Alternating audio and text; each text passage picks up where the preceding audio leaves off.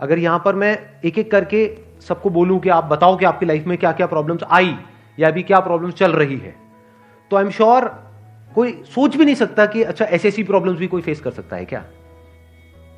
तो इन प्रॉब्लम्स के बावजूद भी कुछ लोग आगे बढ़ पाते हैं, कुछ नहीं बढ़ पाते हैं। That is the big question कि एग्जैक्टली हम स्टक कहां पर होते हैं। क्या हम एक्चुअल में लाइफ में प्रॉब्लम्स में फंसते हैं या उन प्रॉब्लम्स को लेकर के जो हमारी थिंकिंग है वहां फंसते हैं। सबसे पहले ये चीज हमको क्लियर होना चाहिए। तो जो हम कह रहे हैं फंस गए हैं, हम एक्चुअल में प्रॉब्लम्स में नहीं फंसे हैं, क्योंकि प्रॉब्लम्स तो सबकी लाइफ में है। हम एक्चुअल में थिंकिंग में फंस जाते हैं। ये पॉइंट सुनने में छोटा लग रहा होगा, but it is a very big point two understand in life, जो 99% लोगों को नहीं समझ में आता है। हम क्या समझते हैं कि हम प्रॉब्लम्स में फंस गए हैं, क्योंकि the moment you say that, तो जब तक प्रॉब्लम्स रहेगी तब तक आप फंसे रहोगे। और प्रॉब्लम्स कब तक रहेंगी? लाइफ टाइम, जब तक लाइफ रहेगी। Right. But the moment you से कि मैं प्रॉब्लम्स में नहीं फंसा हूं, प्रॉब्लम्स मतलब लाइफ में नहीं फंसा हूं, मैं लाइफ के बारे में जो मेरी थिंकिंग है उधर मैं फंस गया हूं जाकर के। अब मैं उस थिंकिंग को कैसे चेंज करूं? Right. If you say that, तो वो आपके हाथ में पूरा कंट्रोल है।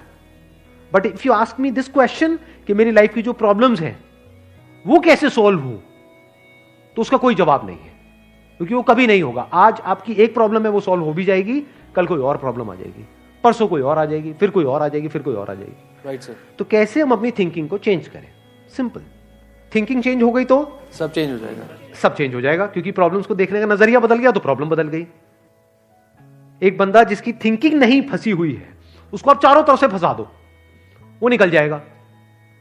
लेकिन जिसकी थिंकिंग फंसी हुई है, उसको आप जा करके दुनिया जहान के सारे रिसोर्सेज दे दो, पूरा का पूरा खजाना भी दे दो, तब भी वो नहीं निकल पाएगा, तब भी रोएगा बैठ करके कि क्या मेरे को चारों तरफ खजाने से कैद कर दिया। अरे भाई, खजाना है, कैद नहीं है। देखे ना ऐसे लोगों को जिनके पास में सब कुछ है लेकिन रोते रहते हैं। तो सब कुछ मिलना इज नॉट अ सॉल्यूशन। जिनकी लाइफ में कोई प्रॉब्लम नहीं है वो भी रो रहे हैं। सो अब आता है कि इसका सॉल्यूशन क्या है, कि we are stuck in our thought process, how to get out of it.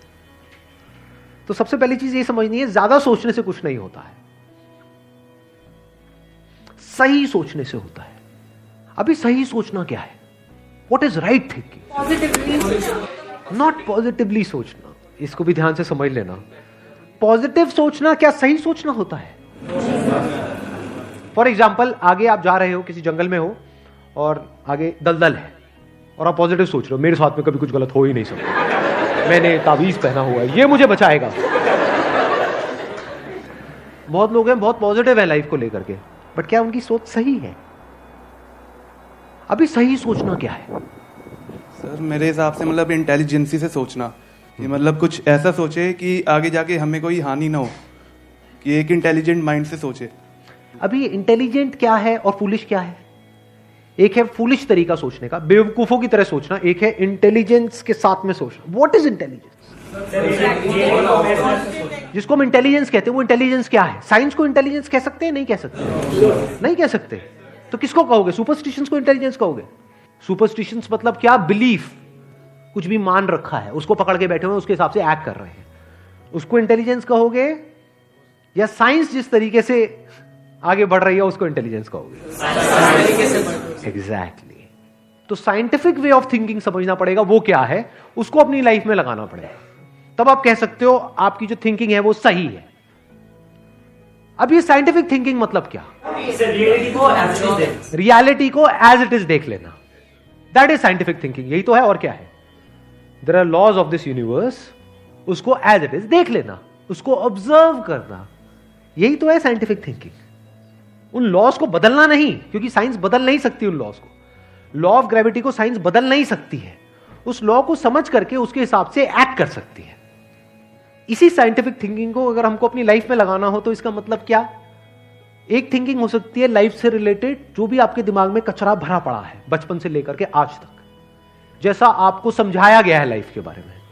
किसने समझाया है? वो लोग जो खुद नहीं समझते,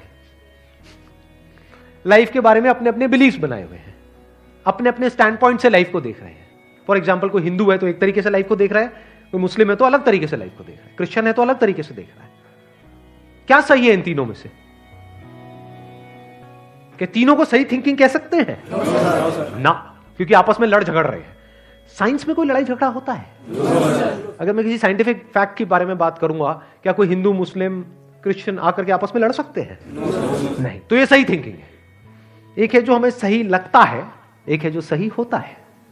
दोनों में जमीन आसमान का फर्क है। एक है जो आपको सही लगता है, एक है जो सही है। तो साइंटिफिक थिंकिंग का मतलब क्या, अगर इसको हमको लाइफ में लगाना हो तो, यानी लाइफ को आप एज इट इज देखो, ऑब्जर्व करो, फिर उसके बारे में सोचो। This is scientific thinking. और ये जो फंडा जिसकी मैं बात कर रहा हूं, इसको आप लाइफ के किसी भी एस्पेक्ट में लगा सकते हो। इसको बिजनेस में लगा सकते हो, इसको जॉब में लगा सकते हो, इसको रिलेशनशिप में लगा सकते हो, इसको हेल्थ में लगा सकते हो। बिजनेस क्या है अगर रियलिटी को एज इट इज देखना नहीं है तो?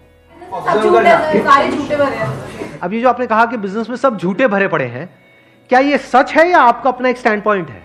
बिल्कुल झूठे हैं लोग सारे। अभी इन्होंने बोला कि बिजनेस में सब झूठे भरे पड़े हैं। अभी ऐसे ही यहां पे मैं अलग अलग लोगों से अलग अलग बातें पूछूंगा ना, तो सब बड़े कॉन्फिडेंस से बोलेंगे, as if they know it for sure. जैसे मैं पूछूंगा, हाँ भाई यहाँ पे किसी मेल का किसी का ब्रेकअप हुआ होगा, तो सारी लड़कियां ऐसी होती हैं, सब धोखेबाज हैं।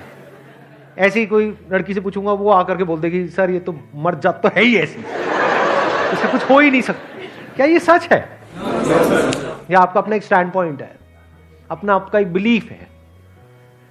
तो ध्यान से समझ लेना, इसका जो सबसे पहला स्टेप है वो है अंदर जो भी कुछ पड़ा हुआ है आपके, जो भी आपने मान रखा है उसको छोड़ दिया। अब आप हल्के फुल्के हो गए, अब एज इट इज देखा लाइफ को, लाइफ को ऑब्जर्व किया as life, not my life. For example anger, क्या एंगर आपका है? No sir. बट आप एंगर का सोल्यूशन कैसे निकालते हो? मुझे गुस्सा आता है, मुझे गुस्सा नहीं करना है। कभी भी आप एंगर का ऐसे सोल्यूशन निकाल ही नहीं सकते। सिर्फ आपको आता है गुस्सा या सबको आता है? सबको आता है। तो क्या एंगर सिर्फ आपकी प्रॉब्लम है या एंगर एक लाइफ की प्रॉब्लम है? Fear, if you can look at fear, not your fear और माई फियर, फियर, डर है ना, वो डर क्या है? Can you look at it? इसको बोलते हैं साइंटिफिकली चीजों को देखना।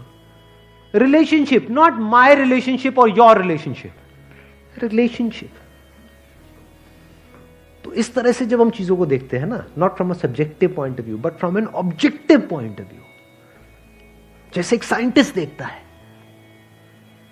जैसे एक साइंटिस्ट ऑब्जर्व करता है, वहां पे ना खुश हुआ जाता है, ना परेशान हुआ जाता है, ना पॉजिटिव हुआ जाता है, ना नेगेटिव हुआ जाता है। This positive and negative is your stand point, is a subjective point of view. In objective reality उसमें खुश क्या होना है और दुखी क्या होना है, वहां पर सब कुछ क्लियरली नजर आ रहा होता है। वहां पे कभी भी हमारी थॉट प्रोसेस स्टक नहीं होती है, हम फंस ही नहीं सकते। बिलीफ्स में आप गारंटेड फंसोगे। शॉर्ट टर्म में वो अच्छे लग रहे होते हैं क्योंकि वहां पे कंफर्ट मिलता है।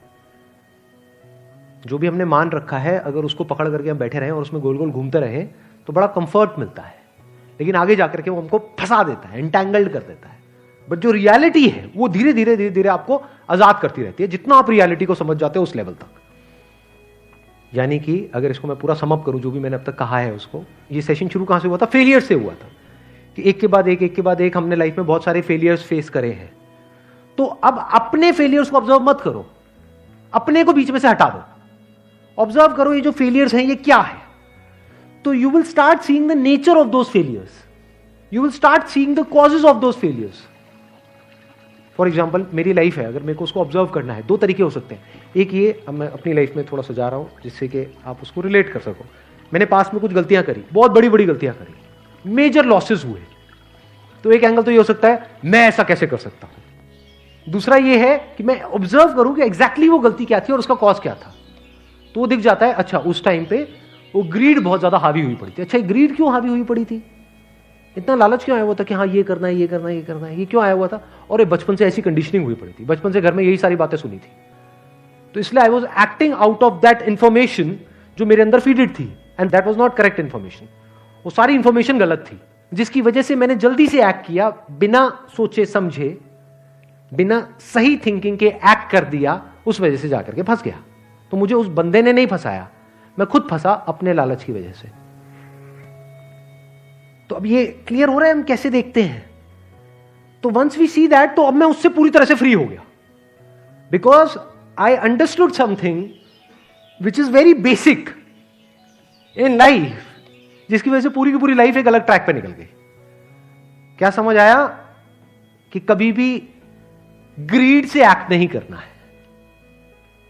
अब इसको हम समझते हैं, कैसे समझते हैं? मॉरल साइंस की बुक से। वो सब बकवास है, ये लालच नहीं होना चाहिए, सबके अंदर लालच भरा पड़ा है, बट लालच हमको कैसे फंसाता है, इसको ऑब्जर्व किया अपनी गलतियों के बेस पर, और फिर समझ आया अच्छा ये होता है। लालच से ग्रोथ नहीं होती है। लालच से आप पैसा कमा सकते हो, बट उसको आप ग्रोथ नहीं कह सकते, क्योंकि आप डिग्रेड हो रहे हो, तो आप एक्चुअल में ग्रो नहीं कर रहे हो। एक्चुअल ग्रोथ में उसको कह सकता हूं जो होलिस्टिक ग्रोथ हो, उसको ग्रोथ बोल सकते हैं। आपने पैसा तो कमा लिया, लेकिन डर में जी रहे हो कि मैंने इतने घपले कर दिए हैं, अगर किसी ने पकड़ा गया तो पता नहीं क्या हो जाएगा, क्या फायदा ऐसी लाइफ का, उसको आप ग्रोथ कहोगे? Can you call it growth? ना। तो लालच से ग्रोथ नहीं होती। तो ये चीजें समझना बारीकी से, स्टेप बाय स्टेप, तो आप गलतियों का पूरा नेचर समझ सकते हो। The nature of mistakes, the kinds of mistakes, the types of mistakes, और उनके कॉजेस क्या होते हैं। और जैसे ही हमको ये सब समझ आ जाता है और साफ दिखने लग जाता है, तो वो गलतियां होनी हमसे बंद हो जाती हैं। और जितनी भी गलतियां हो सकती हैं, उन सबके अगर नेचर समझ आ जाते हैं, तो गलतियां होने की पॉसिबिलिटी फ्यूचर में ऑलमोस्ट खत्म हो जाती है। प्लस जब समझ आ गई है उसकी रियलिटी, तो वहां पे ओवर थिंकिंग के लिए जगह नहीं होती है, अपन थिंकिंग में स्टक नहीं होते हैं।